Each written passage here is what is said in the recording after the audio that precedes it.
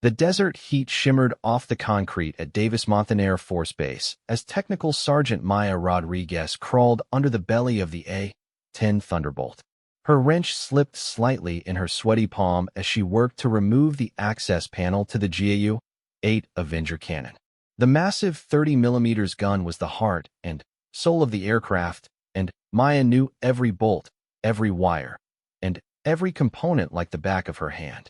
"Rodriguez, you better have that bird ready to fly by 1400 hours, called out Master Sergeant Jenkins from across the hangar. "Colonel Patterson wants a full systems check before the training mission." Maya wiped the sweat from her forehead with the back of her sleeve. "Roger that, Sergeant. Just need to replace the feed motor on the cannon. Should have her purring in 30 minutes. The A-10 Warthog was Maya's specialty. She had been working on these tank-busting aircraft for 8 years, ever since she joined the Air Force fresh out of high school in Phoenix. Her small hands were perfect for reaching into tight spaces, and her mechanical intuition was legendary among the crew chiefs at Davis-Monthan. As she worked, Maya's mind wandered to the letter she had received that morning from her younger brother Carlos. He was deployed somewhere in the Middle East with the Army, though he couldn't say exactly where. His letters were always upbeat, but Maya could read between the lines. The war was taking its toll on him, just like it had taken its toll on so many others. "Hey Rodriguez, you got a visitor," called out Airman First Class Thompson, one of the newer mechanics. "Some colonel wants to talk to you." Maya frowned as she tightened the last bolt on the access panel. Colonels didn't usually come down to the flight line to chat with enlisted mechanics. She grabbed a shop rag to clean the grease off her hands and climbed out from under the aircraft. Colonel James Patterson stood near the nose of the A-10, his uniform crisp despite the Arizona heat. He was a tall man in his early 50s, with graying hair and sharp blue eyes that seemed to take in everything around him. Maya had seen him around the base, but had never spoken to him directly. "Technical Sergeant Rodriguez?" Colonel Patterson asked, his voice calm and professional. "Yes, sir," Maya replied, snapping to attention. "How can I help you, sir?" "At ease, Sergeant. I understand you're one of our best A-10 mechanics. I wanted to see the work you're doing firsthand." Colonel Patterson walked slowly around the aircraft, his eyes examining every detail. "This particular bird has quite a history. She's been in and out of combat zones more times than most crews can count." Maya relaxed slightly but remained alert. "Yes, sir. This one's been through a lot. Serial number 78-0684. She's been upgraded and refitted multiple times, but the bones are solid. The GAU-8 cannon just needed a new feed motor, but everything else is in excellent condition." Colonel Patterson nodded approvingly. "How long have you been working on A-10's, Sergeant?" 8 years, sir. Started right out of tech school. I've worked on everything from routine maintenance to complete engine overhauls." Maya's pride in her work was evident in her voice. "Any combat deployments?" the colonel asked casually. "2 deployments to Afghanistan, sir. Bugram Airfield, and 1 forward operating base I can't name." Maya's voice became more serious. "Kept the hogs flying so they could support our ground forces." Colonel Patterson stopped his inspection and looked at Maya more carefully. "Forward operating base, you said? That's unusual for aircraft maintenance personnel. Most of the heavy work gets done at the main air bases." Maya shifted slightly, sensing something in the colonel's tone. "Yes, sir. Special circumstances. Small detachment, limited personnel. Had to make do with what we had." The colonel nodded slowly. "I see. Well, carry on with your work, Sergeant. I'll let you get back to it." As Colonel Patterson turned to leave, a gust of wind caught Maya's uniform shirt, causing it to press against her arm. For just a moment, the outline of something became visible through the thin fabric, the edge of a tattoo on her upper arm. Colonel Patterson stopped mid-stride. His eyes narrowed slightly as he looked back at Maya. "Sergeant, that tattoo on your arm. May I ask what it is?" Maya's hand instinctively moved to cover her upper arm. "Just a personal tattoo, sir.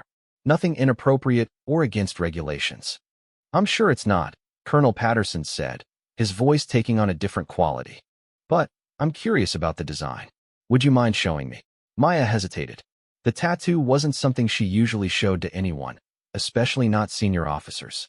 But a direct request from a colonel wasn't something she could easily refuse.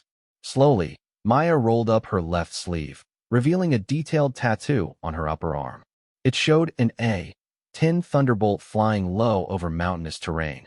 But there were specific details that made it unique. The aircraft had distinctive markings, and beneath it were coordinates and a date: 36 degrees 43 minutes 12 seconds north, 70 degrees 10 minutes 48 seconds east, March 15, 2018. Colonel Patterson's face went completely still as he stared at the tattoo. The coordinates were burned into his memory, along with everything that had happened at that location on that date.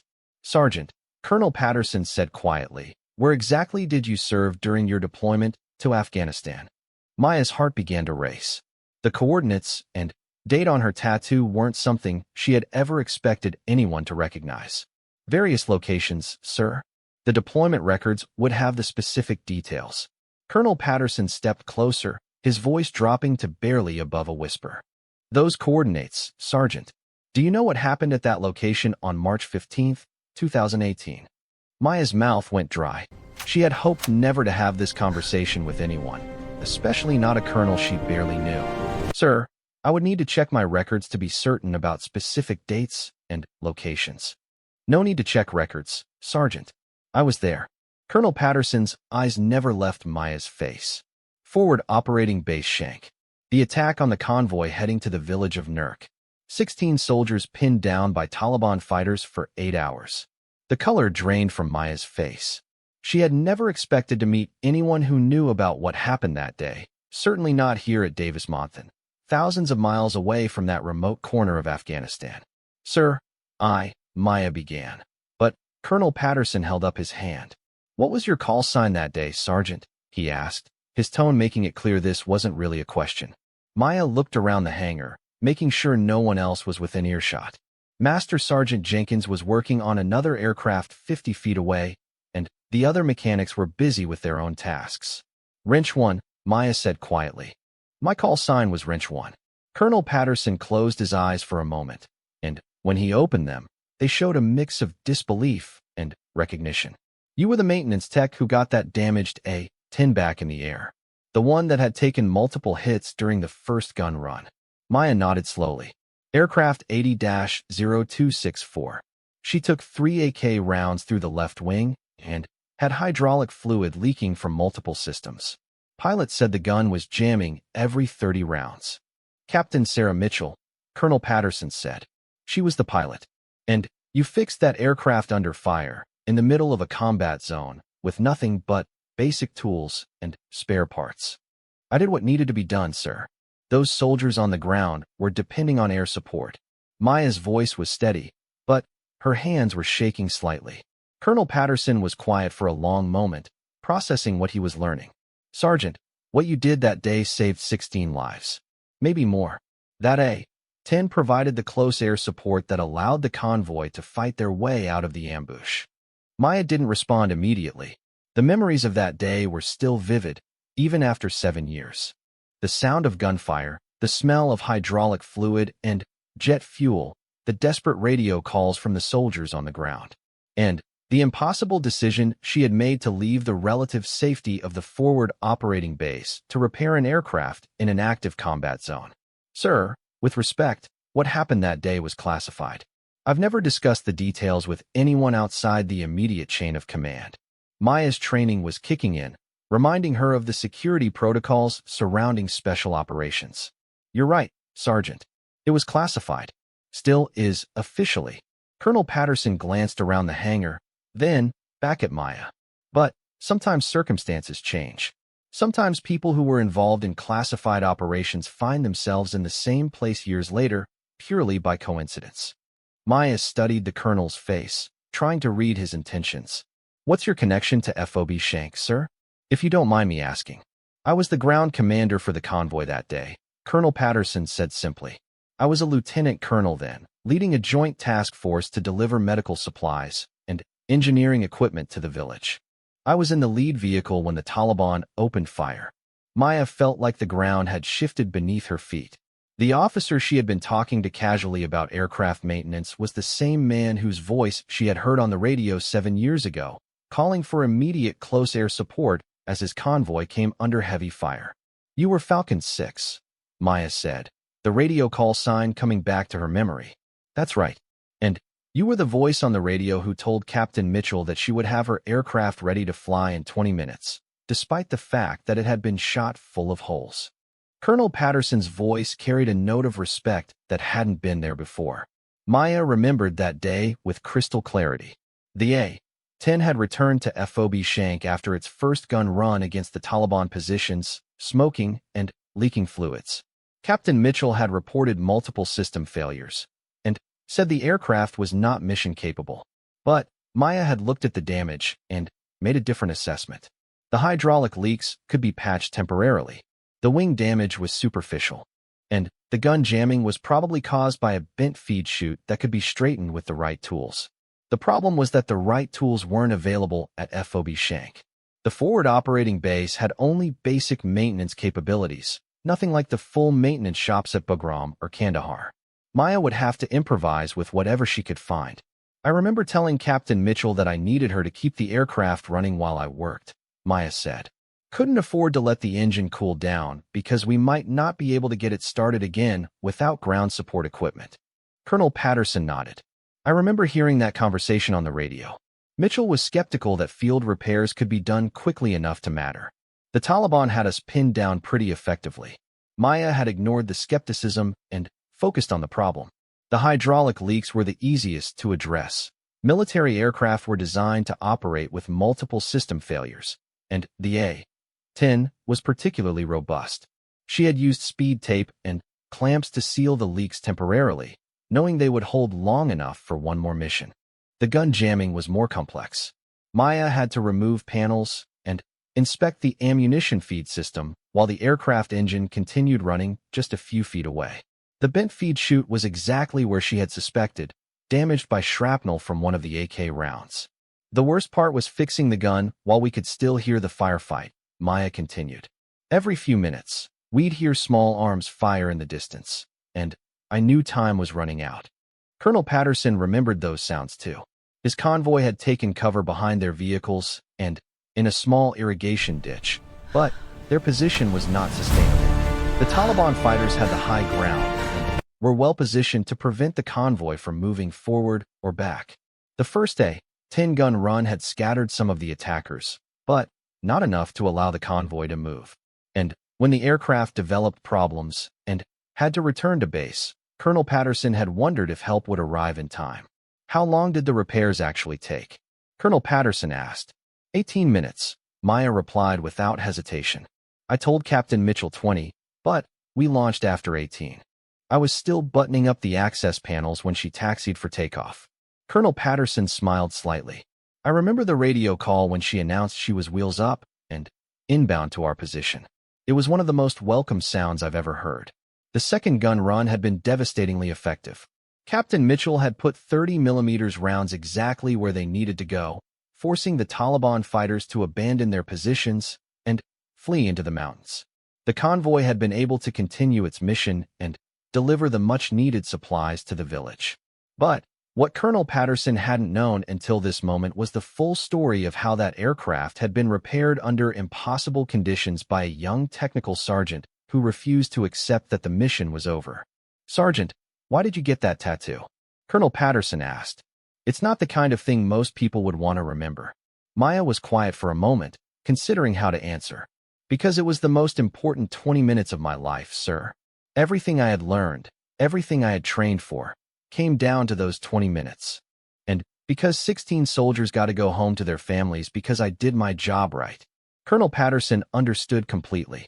He had his own reminders of that day, a small scar on his left hand from shrapnel, and a photo in his office of his team after they had successfully completed the mission. "What happened after the mission?" Colonel Patterson asked. "Did you receive any recognition for what you did?" Maya shrugged. "Got a commendation medal and a handshake from the base commander. But you know how it is with classified operations. Not something you can put in the local newspaper back home." Colonel Patterson knew exactly how it was. Many of the most heroic actions in military service happened in circumstances where they couldn't be publicly acknowledged. The people who deserved the most recognition often received the least, simply because of the classified nature of their work. Have you stayed in touch with Captain Mitchell? Colonel Patterson asked. No, sir. Different career fields, different assignments. I heard she made Major and is flying F-35s now, but that's just rumors through the maintenance community. Colonel Patterson made a mental note to look into Captain Mitchell's current assignment. It would be interesting to reconnect with both members of the team that had saved his convoy that day. Sergeant, I have to ask, have you ever talked about what happened that day with anyone? Family, friends, other military members? Maya shook her head. No, sir. My security clearance briefing was pretty clear about discussing classified operations. Plus, most people wouldn't understand the technical aspects anyway. Colonel Patterson appreciated Maya's adherence to security protocols, but he also recognized that carrying the weight of such experiences alone could be difficult. He had his own struggles with the memories of combat operations, and he knew many other veterans faced similar challenges. Well, Sergeant, I want you to know that what you did that day was extraordinary. Military mechanics keep aircraft flying every day, but very few have ever repaired a combat aircraft under fire in an active combat zone. Maya felt a mix of pride and discomfort with the praise. She had been trained to do her job under any circumstances, and she had simply done what was necessary. But she also understood that the circumstances had been far from normal. Thank you, sir. I was just doing my job. No, Sergeant. You went far beyond doing your job. You made a decision to put yourself at risk to save the lives of soldiers you had never met. That's not standard operating procedure. That's courage. Colonel Patterson looked at the A-10 they were standing beside, then back at Maya. And now here we are, 7 years later, working with the same aircraft type that brought us together in Afghanistan. Maya followed his gaze to the A-10. Funny how things work out sometimes, sir. This particular aircraft wasn't the one from FOB Shank, but they're all basically the same underneath. Same mission, same capabilities, Colonel Patterson agreed. These aircraft are still out there supporting ground forces, just like they were that day in Afghanistan. The conversation was interrupted by Master Sergeant Jenkins approaching with a clipboard. Sir, sorry to interrupt, but we need Sergeant Rodriguez to sign off on the maintenance log for this aircraft. The test pilot is requesting a pre-flight inspection. Colonel Patterson stepped back. Of course, Sergeant. Don't let me keep you from your work. He paused for a moment, then added, Sergeant Rodriguez, would you be available to meet with me tomorrow morning? I'd like to discuss something with you. Maya glanced at Master Sergeant Jenkins, who nodded his approval. Yes, sir. What time works for you? 0800 hours. My office in the headquarters building. And Sergeant. Colonel Patterson's voice took on a more formal tone. Please bring a copy of your personnel file and any documentation you have from your Afghanistan deployments. Maya felt a flutter of concern. Is there a pro? Maya arrived at the headquarters building 15 minutes early, carrying a manila folder containing copies of her personnel file and deployment records. She had spent most of the previous evening going through her documents, trying to understand what Colonel Patterson might want to discuss. The headquarters building was much quieter than the flight line, with polished floors and air conditioning that actually worked. Maya's boots clicked softly on the tile as she made her way to Colonel Patterson's office on the second floor. Technical Sergeant Rodriguez reporting as requested, sir, Maya announced as she knocked on the open door. Colonel Patterson looked up from a stack of paperwork on his desk. Come in, Sergeant. Please, have a seat. He gestured to one of 2 chairs positioned in front of his desk. Maya sat down, placing her folder on her lap, and maintaining the proper military posture. Colonel Patterson's office was larger than she had expected, with a window overlooking the flight line and walls covered with photographs, commendations, and maps from various deployments. Coffee, Sergeant? Colonel Patterson offered, gesturing toward a small coffee maker on a side table. No thank you, sir. Colonel Patterson poured himself a cup and sat down behind his desk. I spent some time last night reviewing the after-action reports from Operation Mountain Eagle. That was the code name for the mission to Nurk Village on March 15, 2018. Maya nodded, but didn't speak. She had never heard the official operation name before, but she wasn't surprised that such a mission would have a code designation. According to the reports, Technical Sergeant Maya Rodriguez performed extraordinary actions under combat conditions, enabling continued close air support that resulted in successful mission completion and 0 friendly casualties. Colonel Patterson read from a document on his desk. The report recommended you for the Bronze Star Medal. Maya's eyes widened. Sir, I never received a Bronze Star. I received an Air Force Commendation Medal. Colonel Patterson set down the document and looked directly at Maya. That's because the Bronze Star recommendation was classified at a level that prevented it from being processed through normal channels. The Commendation Medal was what could be approved and presented using the unclassified portion of your service record. Maya felt a mix of confusion and disappointment. I don't understand, sir. Why would a maintenance action be classified at such a high level? Because Operation Mountain Eagle wasn't just a supply run to a village, Sergeant. The medical supplies and engineering equipment were covered for a much more sensitive mission. Colonel Patterson leaned back in his chair. We were delivering equipment to establish a covert signals intelligence collection site. The village elder had agreed to allow us to install monitoring equipment in exchange for infrastructure improvements. Maya processed this information carefully. And the Taliban knew about the real mission? We believe so. The ambush was too well coordinated to be a chance encounter. They knew when we would be traveling and had positioned themselves perfectly to prevent us from reaching the village. Colonel Patterson's expression grew more serious. If that signals intelligence site had been compromised before it was even established, it would have affected ongoing operations across the entire region. Maya began to understand why her actions that day had been classified beyond what she had realized. So when I repaired the A-10, and Captain Mitchell was able to provide the air support that broke up the ambush, you didn't just save the lives of the soldiers in my convoy. You preserved a critical intelligence collection capability that provided information for counterterrorism operations for the next 2 years. Colonel Patterson opened another file folder. The intelligence gathered from that site was directly responsible for preventing at least 3 major attacks and led to the capture of several high-value targets. Maya sat in stunned silence. She had always known that her actions that day were important, but she had never imagined the full scope of what had been at stake. Sir, why are you telling me this now? Why wasn't I briefed on the full mission at the time? Colonel Patterson smiled slightly. Because at the time, you didn't need to know. You were a technical sergeant doing your job, and the less you knew about the classified aspects of the mission, the better. But circumstances have changed. Maya waited for him to continue, sensing that this conversation was heading somewhere she hadn't expected. Sergeant, how much do you know about the Air Force Special Operations Command? Basic knowledge, sir. They operate specialized aircraft for unconventional missions. AC-130 gunships, CV-22 Ospreys, that kind of thing. Colonel Patterson nodded. That's correct, but it's not complete. AFSOC also maintains a small unit of A-10 aircraft specifically modified for special operations support. They're not based at traditional A-10 units like Davis-Monthan. They operate out of classified locations and support missions that don't officially exist. Maya felt her pulse quicken.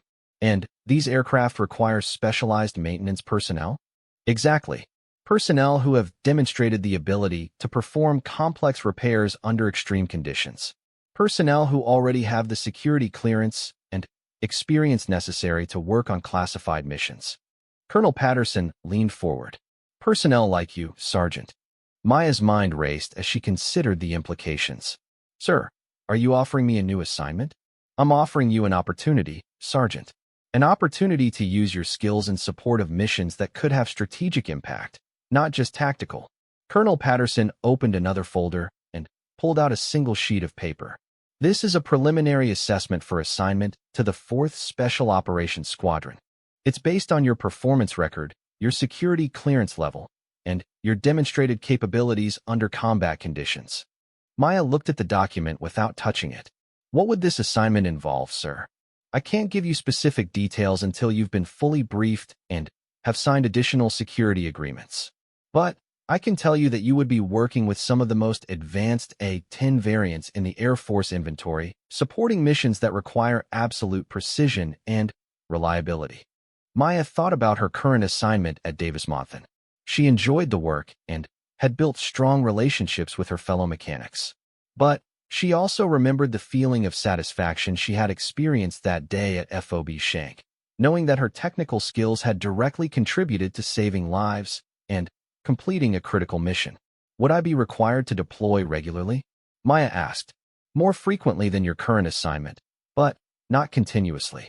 The 4th Special Operations Squadron operates globally, but personnel typically deploy for shorter periods than conventional units. Colonel Patterson paused. The missions are often high risk, but they're also high impact. Every operation matters. Maya looked at the photographs on Colonel Patterson's wall, many of which appeared to be from various combat deployments. Sir, can I ask why you're personally involved in this recruitment? Colonel Patterson followed her gaze to the photographs. Because I understand the value of having the right people in critical positions. What you did that day in Afghanistan demonstrated exactly the kind of thinking and capability that special operations requires. He turned back to face Maya. And because I believe people should have the opportunity to use their talents where they can make the greatest difference. Maya appreciated the colonel's directness, but she still had concerns. What about advancement opportunities? Career progression. Special operations assignments actually enhance career progression for the right people. You'd be promoted to Master Sergeant within 18 months, assuming your performance meets expectations. And the experience would qualify you for senior maintenance leadership positions that aren't available to personnel without special operations backgrounds. The promotion opportunity was attractive. Maya had been eligible for Master Sergeant for over a year, but the promotion rate in conventional maintenance units was extremely competitive. A guaranteed promotion timeline was significant. Sir, I would need some time to consider this opportunity. It's a major decision. Colonel Patterson nodded approvingly. I would expect nothing less, Sergeant. This isn't the kind of decision anyone should make quickly. He handed her a business card with only a phone number on it. When you're ready to discuss this further, call that number. Ask for Major Williams, and tell her you're interested in discussing assignment opportunities with the 4th SOS. Maya took the card and studied it. How long do I have to decide? Take the time you need, but understand that these opportunities don't come along frequently. The 4th SOS only recruits a few personnel each year, and they're very selective about who they approach. Maya stood up, still holding the card and her personnel folder. Thank you for considering me for this opportunity, sir. I'll give it serious consideration. Before you go, Sergeant, I want to share something else with you. Colonel Patterson walked over to one of the photographs on his wall and removed it from its frame. It was a group photo of soldiers in desert camouflage, taken in front of military vehicles. He pointed to one of the faces in the photo. That's Sergeant First Class David Chun. He was the medic in my convoy that day. 2 weeks after we completed the mission to Nurk village, he was critically wounded by an IED explosion. Maya looked at the young soldier's face in the photograph. Did he survive? He did, but he lost his left leg below the knee. He spent 8 months in military hospitals and another year in rehabilitation. Colonel Patterson's voice was quiet. He's doing well now. Married, 2 kids, working as a paramedic in Sacramento. Maya wasn't sure why Colonel Patterson was telling her this, but she sensed it was important. Chin sends me a Christmas card every year. In last year's card, he mentioned that he often thinks about the A-10 that provided air support during the ambush. He said he's always wondered about the pilot and the ground crew who kept that aircraft flying. Colonel Patterson looked directly at Maya. He doesn't know that the mechanic who repaired that aircraft was a young technical sergeant who risked her life to make sure he and 15 other soldiers could go home to their families. Maya felt a tightness in her chest. Sir, I was just doing my job. Sergeant, I've been in the military for 28 years. I've worked with thousands of maintenance personnel, pilots, and support staff. Most of them do their jobs well, and I respect every one of them for it. Colonel Patterson replaced the photograph in its frame. But very few of them have ever made the kind of split-second decision you made that day. To leave a protected area and work on a damaged aircraft in an active combat zone, knowing that enemy fighters were still in the area. Maya remembered the moment when she had made that decision. Captain Mitchell had been ready to declare the aircraft non-mission capable and request another A-10 from Bagram Airfield. But Maya had looked at the damage and known that another aircraft couldn't arrive in time to help the pinned-down convoy. It wasn't really a decision, sir. It was just what needed to happen. Colonel Patterson smiled. That's exactly why you're the right person for special operations, Sergeant. You don't overthink situations where action is required. You assess the problem, determine the solution, and execute without hesitation. Maya thought about the other maintenance personnel at Davis-Monthan. Many of them were highly skilled and dedicated, but she wondered how many would have made the same choice she had made that day in Afghanistan. Sir, can I ask you something about that day? Something that's always bothered me. Of course, Sergeant. When I was working on the aircraft, I could hear radio chatter from the convoy.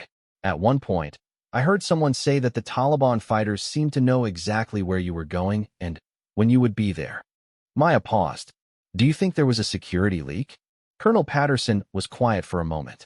That's something we investigated extensively after the mission. We never found conclusive evidence of a specific leak, but there were several possibilities. Maya waited for him to continue. The village elder who had agreed to host the intelligence collection site was taking a significant risk. It's possible he mentioned our planned arrival to someone he trusted, not knowing that person had connections to the Taliban. Colonel Patterson sat back down at his desk. It's also possible that Taliban scouts observed our preparations at FOB Shank and reported our departure. Maya nodded. But you never found out for certain? Intelligence operations always involve some level of uncertainty, Sergeant. We take precautions to minimize risks, but we can never eliminate them entirely. Colonel Patterson opened yet another folder. What I can tell you is that the Signals Intelligence Site was successfully established 3 weeks after our mission, and it operated without being detected for over 2 years. Maya realized that Colonel Patterson was sharing information with her that went far beyond what she had ever expected to know about that day's events. Sir, why are you giving me all these details? Because if you accept the assignment with the 4th Special Operations Squadron, you'll be working on missions where understanding the bigger picture is essential. Special operations personnel can't just focus on their individual technical responsibilities. They have to understand how their work fits into the larger mission objectives. Maya appreciated the colonel's confidence in her abilities, but she also felt the weight of the responsibility he was describing. It sounds like the margin for error is pretty small. Very small, Colonel Patterson agreed. But that's also what makes the work rewarding. When you know that your technical expertise is directly contributing to mission success, and that mission success has strategic implications, it gives meaning to every bolt you tighten and every system you test. Maya looked at the business card in her hand again. Major Williams, is she the one who would be my immediate supervisor? Major Williams is the maintenance officer for the 4th SOS. She's the one who would conduct your final interview and make the official selection decision. Colonel Patterson smiled. She's also a former A-10 maintenance officer, so she understands exactly what's required to keep these aircraft mission-ready under challenging conditions. Maya felt slightly more comfortable knowing that her potential supervisor had direct experience with A-10 maintenance. Has she been with Special Operations for a long time? About 6 years. She was a captain at Bagram during your 2nd deployment, though I don't think your paths crossed. Colonel Patterson checked his watch. She's actually quite familiar with your maintenance records from Afghanistan. Part of how we identified you as a potential candidate. Maya was surprised to learn that her maintenance work from years ago was still being reviewed and analyzed. Are there other mechanics being considered for this assignment? A few, but you're the primary candidate. Your combination of technical skills, security clearance, and demonstrated performance under combat conditions makes you uniquely qualified. Colonel Patterson stood up, signaling that the meeting was coming to an end. The decision is entirely yours, Sergeant. No pressure from me or anyone else. Maya stood as well, gathering her folder and the business card. I appreciate that, sir. And I appreciate the opportunity. As Maya headed toward the door, Colonel Patterson called after her. Sergeant, one more thing. If you decide to pursue this opportunity, don't mention it to anyone except Major Williams. Special operations assignments require additional security protocols. Maya turned back. Understood, sir. How long would the interview and selection process take? Assuming you call Major Williams within the next few days, you could have a final answer within 2 weeks. If selected, you'd have about a month to complete your current assignments here before transferring to your new unit. Maya nodded and headed for the door. Thank you again, sir. As she walked back toward the flight line, Maya's mind was spinning with everything Colonel Patterson had shared with her. The possibility of working with specially modified A-10’s on classified missions was exciting, but it was also daunting. 3 days after her meeting with Colonel Patterson, Maya sat in her apartment staring at Major Williams' business card. She had picked up the phone to call at least a dozen times, but each time she had hesitated and put it back down. The decision should have been easy. The opportunity Colonel Patterson had described was exactly the kind of challenge Maya had been looking for, even if she hadn't realized it before their conversation. But leaving Davis-Monthan meant leaving behind everything familiar and comfortable. Maya's phone rang, interrupting her thoughts. The caller ID showed her brother Carlos calling from his deployment. "Hey Maya, how's life in the desert?" Carlos's voice sounded tired but upbeat. "Same old routine. Working on A-10’s, trying not to melt in the Arizona heat." Maya was glad to hear from her brother, but she couldn't share the real reason for her distracted mood. "How are things on your end?" "Can't say much, you know how it is. But I wanted to tell you something interesting. We had some Air Force close air support yesterday during a mission. A-10’s, actually." Carlos paused. "Got me thinking about your work and wondering if you'd ever worked on any of the aircraft that have supported us out here." Maya felt a chill despite the air conditioning in her apartment. "That's always possible. The A-10 community is pretty small, and these aircraft get around. The pilot came by our base after the mission to talk with our commander. She mentioned that the aircraft she was flying had been through some heavy maintenance recently. Said her crew chief back at base was one of the best A-10 mechanics in the Air Force." Maya's pulse quickened. Did she mention any names or bases? "No specifics, but she did say something interesting. She said the mechanic who had worked on her aircraft was someone who really understood what it meant to keep aircraft flying when lives were on the line." Carlos's voice became more serious. "Maya, have you ever had to work on aircraft during deployments? Like, in dangerous situations?" Maya hesitated. She couldn't tell Carlos about FOB Shank or the classified aspects of her deployment, but she also didn't want to lie to her brother. "Sometimes maintenance has to be done wherever the aircraft are, Carlos. Even if conditions aren't ideal." I figured. It just made me think about how much we all depend on people like you doing your jobs right. When we call for air support, we need to know that those aircraft are going to work exactly like they're supposed to. Maya thought about Colonel Patterson's offer and the chance to continue supporting missions like the one that had saved his convoy. "Carlos, do you ever think about doing something different with your military career? Something that might be more challenging, but also more risky?" Carlos was quiet for a moment. "Actually, yeah. My squad leader has been talking to me about trying out for Special Forces. Says I have the right skills and temperament." He paused. "Why do you ask?" "Just wondering. Sometimes opportunities come along that make you think about what you really want to do with your career. If you're thinking about taking on something new, Maya, I'd say go for it. Life's too short to play it safe all the time, especially when you have skills that could make a real difference." After the call ended, Maya realized that talking with Carlos had helped clarify her thinking. Her brother was considering a move to Special Forces, which would be dangerous but also meaningful work. If he was willing to take that kind of risk, why was she hesitating about an opportunity that would use her technical skills in support of similar missions? Maya picked up the phone and dialed Major Williams' number before she could change her mind again. "Major Williams, this is Technical Sergeant Maya Rodriguez. Colonel Patterson suggested I contact you about assignment opportunities with the 4th Special Operations Squadron." "Sergeant Rodriguez, I've been expecting your call. Colonel Patterson briefed me on your background and qualifications. Are you interested in scheduling an interview?" "Yes, ma'am. I'd like to learn more about the position and the unit." "Excellent. Can you be available for travel next week? The interview process requires you to visit our location for a full day of assessments and briefings." Maya felt a flutter of nervousness. "Yes, ma'am. I can arrange leave time. Where would I need to travel?" "I'll have my assistant send you travel orders and instructions. For security reasons, I can't provide specific location details over this phone line." Major Williams' tone was professional, but not unfriendly. "Plan on being away for 2 days, one for travel each direction, and one full day for the interview process." Maya grabbed a pen and notepad. "What should I bring with me?" "Complete service record, copies of all performance evaluations, documentation from your deployments, and any technical certifications you've earned. Major Williams paused. Also bring work uniforms and civilian clothes. Part of the assessment involves practical exercises.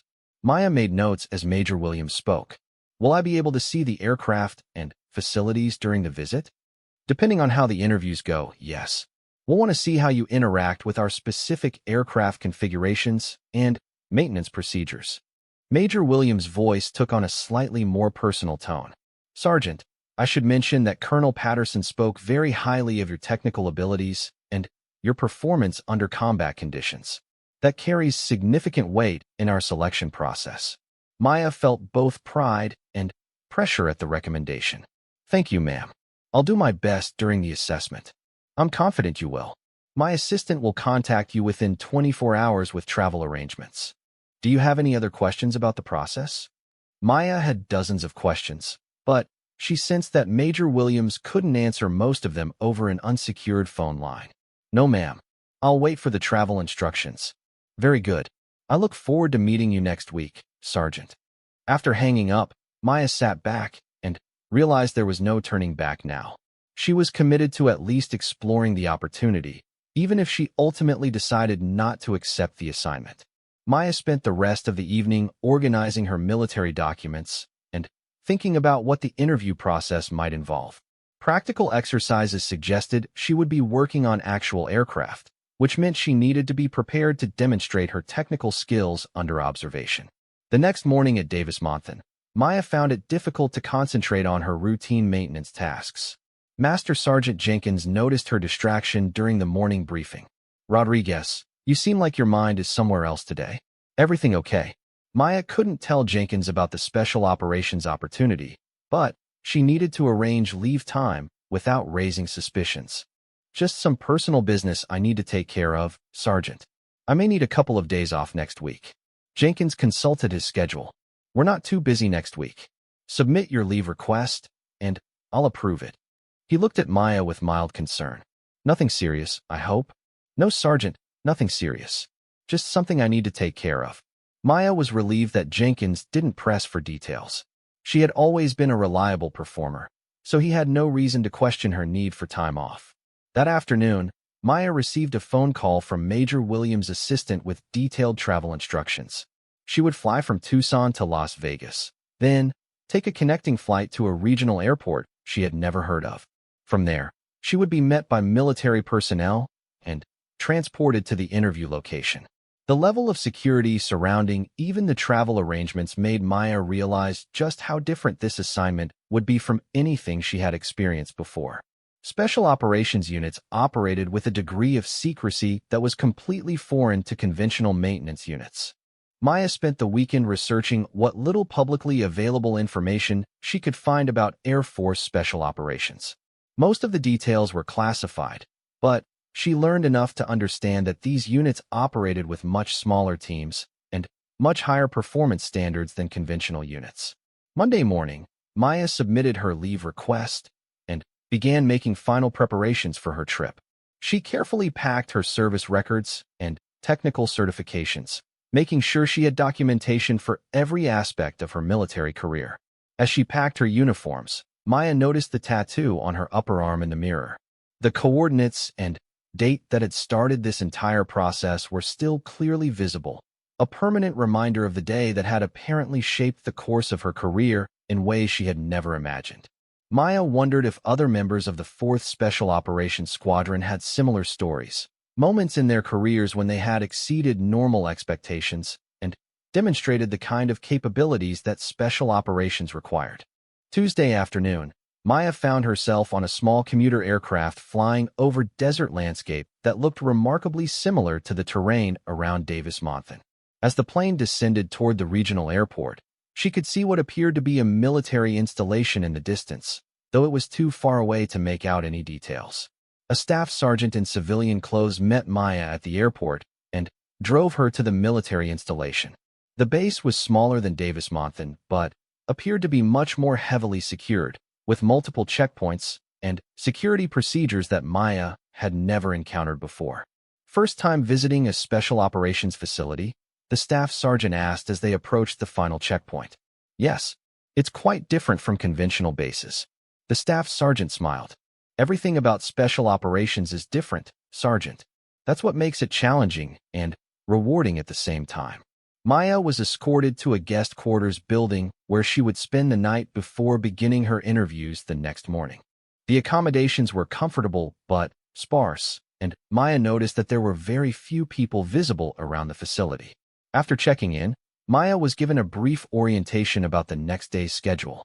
She would begin with interviews and psychological assessments, followed by practical exercises with aircraft and equipment, and ending with final interviews with senior leadership. Get a good night's sleep, advised the major who conducted her orientation. Tomorrow will be a long day, and we'll be evaluating every aspect of your performance. Maya spent the evening reviewing her technical knowledge and trying to prepare mentally for whatever challenges the next day might bring. She had been through many evaluations during her military career, but none had felt as significant as this one. The next morning, Maya reported to the assessment facility wearing her service uniform.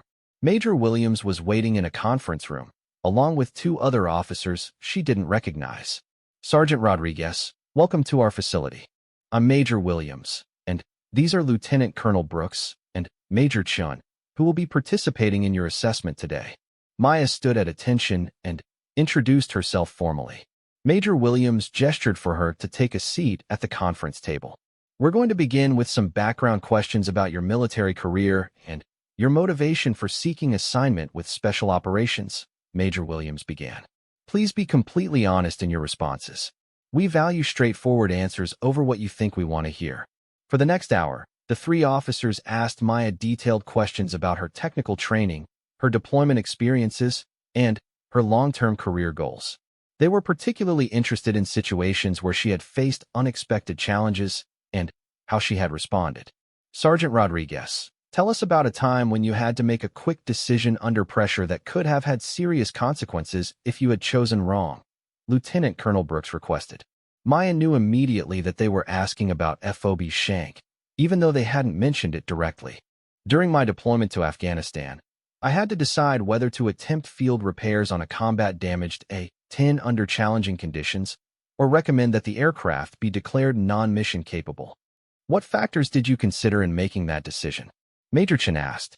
The technical feasibility of the repairs, the time constraints, the safety risks to myself and others, and the operational impact of not having that aircraft available for continued missions. Maya paused. I determined that the repairs could be accomplished within the time available and that the operational benefits outweighed the personal risks.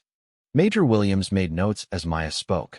How did you assess the technical feasibility under field conditions with limited tools and equipment? Maya described her analysis of the aircraft damage and her decision-making process in detail. The three officers listened intently and asked follow-up questions that demonstrated their own technical knowledge of A-10 systems. After the interview portion, Maya was escorted to a hangar where she encountered her first glimpse of Special Operations A-10's. The aircraft looked similar to the standard Warthogs she worked on at Davis-Monthan, but she could immediately see modifications and equipment that she had never seen before. These aircraft have been significantly upgraded for Special Operations missions, explained Master Sergeant Taylor, who would be supervising the practical assessment. Your task is to perform a complete inspection of aircraft number 79-0182 and identify any systems or configurations that differ from standard A-10 aircraft. Maya spent the next 3 hours crawling over and under the aircraft, documenting every difference she could identify. The modifications were extensive and sophisticated, ranging from advanced communications equipment to specialized weapons systems to enhanced defensive capabilities. This aircraft has been configured for precision targeting in urban environments, Maya told Master Sergeant Taylor as she completed her inspection. The modifications to the targeting systems and the addition of smaller caliber weapons suggest it's designed for missions where collateral damage must be minimized. Master Sergeant Taylor nodded approvingly. Very good assessment, Sergeant. Most candidates identify the obvious modifications, but miss the implications for mission capabilities. The practical assessment continued with Maya being asked to troubleshoot a series of simulated malfunctions in various aircraft systems. Each problem was more complex than typical maintenance issues, requiring her to think creatively and work with limited information. Outstanding technical performance. Master Sergeant Taylor noted as Maya completed the final troubleshooting exercise. You demonstrated exactly the kind of analytical thinking and technical intuition that special operations missions require. Maya was then escorted back to the conference room for final interviews with Major Williams and the senior leadership team. She felt confident about her technical performance, but wasn't sure how she had done on the other assessments. Sergeant Rodriguez, based on today's evaluations, we're prepared to offer you assignment to the 4th Special Operations Squadron, Major Williams announced. Your technical skills, your performance under pressure, and your understanding of mission requirements all meet our standards. Maya felt a surge of excitement and nervousness. Thank you, ma'am. I'm honored to be selected.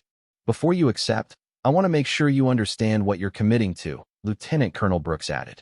Special operations assignments involve frequent travel, irregular schedules, and missions that carry significant personal and professional risks.